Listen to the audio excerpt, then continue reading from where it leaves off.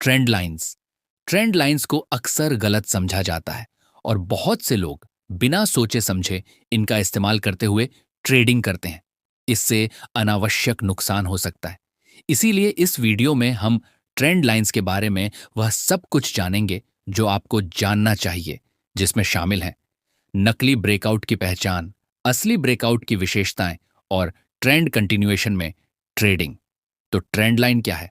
Trend line एक विकर्ण support या रेजिस्टेंस लेवल होती है। ट्रेंड लाइन क्या है? ये एक ट्रेंडिंग मार्केट के दौरान स्विंग हाई या स्विंग लो की एक श्रृंखला को जोड़कर खींची जाती है। आप देखते हैं कि बाजार ट्रेंड की दिशा में आगे बढ़ता है, जिसके बाद कीमत में गिरावट आती है। चार्ट में अधिक गतिविधि विकसित होने पर हमें स्विंग हाई या लो के कुछ क्षेत्र मिलेंगे, जिन्हें हम एक दूसरे से जोड़कर ट्रेंड लाइन बना सकते हैं। स्विंग लो से जोड़ी गई ये विकर्ण रेखा हमारा सपोर्ट लेवल होगी। याद रखें, केवल ट्रेंड लाइन के आधार पर ही ट्रेड न लें। हमेशा ट्रेंड लाइन या FIB लेवल के साथ संरेखित होने वाले प्रमुख सपोर्ट लेवल जैसे अन्य संगमों की तलाश करें। अधिकांश लोग ट्रेंड लाइन गलत तरीके से खींचते हैं, इसीलिए मैं आपको इसे सही तरीके से करना सिखाऊंगा। आपको कम से कम 2 महत्वपूर्ण एंकर पॉइंट की आवश्यकता होगी जो संरेखित और जुड़े हों। स्पष्ट टॉप और बॉटम को चुनना सुनिश्चित करें। ये स्विंग हाई या स्विंग लो होने चाहिए, जिनके विपरीत दिशा में स्पष्ट चाल हो। अब आमतौर पर आप कैंडल बॉडी का उपयोग करके ट्रेंड लाइन खींचते हैं। ये अक्सर सबसे अच्छा काम करते हैं। हालांकि कैंडल बॉडी का भी उपयोग किया जा सकता है। कुछ मामलों में दोनों तरीके अच्छे होते हैं, लेकिन कोशिश करें कि दोनों में से किसी एक पर ही टिके रहें और लगातार बने रहें। अपनी पसंद के हिसाब से इन्हें बदलते न रहें। आखिर क्यों बदलना चाहिए? ट्रेंड लाइन का उपयोग क्यों करें? जैसा कि हमने पहले बताया, हम ट्रेंड लाइन का उपयोग करते हैं। ट्रेंड लाइन अतिरिक्त सपोर्ट लेवल या रेजिस्टेंस के रूप में काम कर सकती है। ट्रेंड लाइन कुछ खास क्षेत्रों को उजागर करती है और ऐसे अवसर प्रदान करती हैं जो हमें ट्रेंड लाइन खींचे बिना नहीं मिल पाते। ध्यान रहे, आप सिर्फ ट्रेंड लाइन के आधार पर ट्रेड में प्रवेश नहीं करते। आपको अपने निर्णय का समर्थन करने के लिए अन्य टूल्स और डेटा की आवश्यकता होगी। ट्रेंड लाइन का उपयोग करने का दूसरा कारण यह है कि यह संभावित ट्रेंड रिवर्सल के संकेत या सुराग प्रदान करती है। जब भी कोई बाजार ट्रेंड लाइन को तोड़ता है, तो इसका मतलब 2 चीजें हो सकती हैं। पहली चीज है फेक आउट। यह ट्रेंड लाइन के ठीक ऊपर या नीचे जा सकता है, जिससे लोगों को लगता है कि ब्रेकआउट होने वाला है, लेकिन फिर यह अक्सर विपरीत दिशा में चला जाता है। ब्रेकआउट ट्रेडर्स को फंसा लेता है। आमतौर पर जब ऐसा होता है तो आप देख सकते हैं कि कैंडलस्टिक ब्रेकआउट पर अभी भी अपेक्षाकृत छोटी हैं, जिसका मतलब है कि ब्रेकआउट का कोई वास्तविक इरादा नहीं है। इसीलिए इस स्थिति में सबसे अच्छा तरीका है फेक आउट का अनुमान लगाना और पुष्टि मिलने पर प्रवेश करना। दूसरी चीज है ट्रेंड लाइन ब्रेकआउट। नकली ब्रेकआउट कैंडल के आकार पर निर्भर करता है।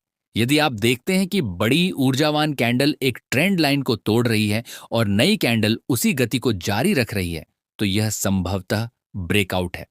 अधिक पुष्टि के लिए आप संरचना के दूसरे ब्रेक का इंतजार कर सकते हैं। इसीलिए बाजार के पहले स्विंग हाई को तोड़ने और एक नया उच्चतर हाई बनाने का इंतजार करें। फिर इस नए उच्चतर हाई को एक बार फिर तोड़ा जाना चाहिए। इससे उच्चतर हाई और उच्चतर लो की एक श्रृंखला स्थापित होती है। नए बने स्तर पर प्रवेश करें, जैसे कि एक पुराना सपोर्ट रेजिस्टेंस, और अपने मुनाफे को अधिकतम करने के लिए उस ट्रेंड का लाभ उठाएं। अब हम कुछ उदाहरणों पर चर्चा करेंगे जो आपको इस बात को अच्छी तरह समझने में मदद करेंगे। पहले उदाहरण हम यहां ट्रेंड लाइन ब्रेकआउट ट्रेड पर चर्चा करेंगे। आप उच्चतर ऊंचाइयों और उच्चतर निम्नताओं द्वारा दर्शाए गए अनुसार एक अपट्रेंड देख सकते हैं। एक बिंदु पर यह साइडवेज चलना शुरू हुआ और साथ ही निम्नतम ऊंचाइयां भी बनाई। हम इन ऊंचाइयों को जोड़कर अपनी ट्रेंड लाइन बना सकते हैं। अब ध्यान रखें कि पिछला ट्रेंड बुलिश था और कीमत लंबे समय तक साइडवेज चल रही थी। हम ट्रेंड की दिशा में एक आवेगी चाल की उम्मीद कर सकते हैं। इसीलिए कीमत के आवेगी चाल के साथ ट्रेंड लाइन से बाहर निकलने का इंतजार करें। फिर कीमत के इस उच्च को फिर से पार करने का इंतजार करें ताकि एक नया उच्चतर उच्च बन सके। यह बुलिश गति की पुष्टि करता है और आप नए बने उचित मूल्य गैप पर प्रवेश कर सकते हैं और उस उच्च का पुनः परीक्षण कर सकते हैं। लेकिन नकली ब्रेकआउट के बारे में क्या? यहां हमारे पास स्विंग हाई के दो स्पष्ट बिंदु हैं जिन्हें हम एक दूसरे से जोड़ सकते हैं। जैसे जैसे कीमत की गतिविधि विकसित होती है, हम इसे तीसरी बार छूते हुए ट्रेंड लाइन के पास पहुंचते हुए देख सकते हैं। अब ऐसा लगता है कि कीमत ट्रेंड लाइन से बाहर निकल रही है। दो अब कैंडल ट्रेंड के ऊपर बंद हो रही हैं। आप में से कुछ लोग सोच रहे होंगे कि यह एक वैध ब्रेकआउट है, लेकिन आपको हमेशा ट्रेड के दूसरे पक्ष को ध्यान में रखना होगा, क्योंकि अगर आप गौर से देखें तो यह ऊपर की ओर की चाल वास्तव में उतनी ऊर्जावान या विस्फोटक नहीं थी। अगर हम बाईं ओर देखें तो हम इस नीचे की ओर की चाल को देख सकते हैं, जिसमें कैंडलस्टिक वर्तमान चाल से दोगुनी बढ़ी है। ऊपर की ओर यहां समान ऊंचाई भी है, जो तरलता का क्षेत्र है। इसीलिए इसे ध्यान में रखते हुए आप कीमत के और विकसित होने और अधिक जानकारी दिखाने का इंतजार करें। यहां मांग रखें। हम देख सकते हैं कि यह इन ऊंचाइयों से नीचे गई है, एक बियरिश एनगल्फिंग कैंडलस्टिक के साथ। जैसे जैसे कीमत नीचे जाती है, यह स्विंग लो को तोड़ती है। यह पुष्टि करता है कि यह एक बियरिश ट्रेंड है। अब हम तब प्रवेश कर सकते हैं जब एक नया स्तर बनता है, जैसे कि एक उचित मूल्य गैप। रिट्रेसमेंट पर प्रवेश करें और अपना स्टॉप हाई के ऊपर रखें और निचले स्तरों को लक्षित करें। अंत में हम ट्रेंड लाइनों के साथ ट्रेंड निरंतरता का एक उदाहरण देखेंगे। ट्रेंड का जारी रहना, यहां हम देख सकते हैं कि कीमत एक बिंदु पर गिरावट के द्वार से आ रही है। फिर इसने अपना रुख बदलना शुरू किया और ऊपर की ओर बढ़ी, फिर वापस नीचे आई और वापस लौटने से पहले अस्थिरता को भर दिया। इससे हमें दो एंकर बिंदु मिलते हैं जहां हम एक ट्रेंड लाइन जोड़ सकते हैं। अब हमें बस कीमत का इंतजार करना है कि वह वापस आए और ट्रेंड लाइन क्षेत्र को छुए। जैसे ही कीमत ट्रेंड लाइन के पास पहुंचती है, हम देख सकते हैं कि यह ट्रेंड से थोड़ा नीचे चली गई। हालांकि इसमें गति या ऊर्जा नहीं थी, जो कि एक वास्तविक ब्रेकआउट के लिए आवश्यक है। इसीलिए जैसे ही हम प्राइस एक्शन का इंतजार करते हैं, हम एक बुलिश एनगल्फिंग कैंडलस्टिक पैटर्न देखना शुरू कर सकते हैं। आप यहां लॉन्ग पोजीशन ले सकते हैं या अधिक पुष्टि की प्रतीक्षा कर सकते हैं। जैसे ही बाजार ऊपर की ओर बढ़ता है, इसने एक नया उच्च स्तर बनाया है, जो आपको बुलिश होने की अतिरिक्त पुष्टि देता है। तो अब आप इस प्रतिरोध क्षेत्र के पुनः परीक्षण पर यहां प्रवेश कर सकते हैं, जो अब हमारा नया समर्थन स्तर बन गया है। स्टॉप लॉस नीचे सेट करें और ऊपरी स्तरों को लक्षित करें। हमारे पास केवल एक और मौका है।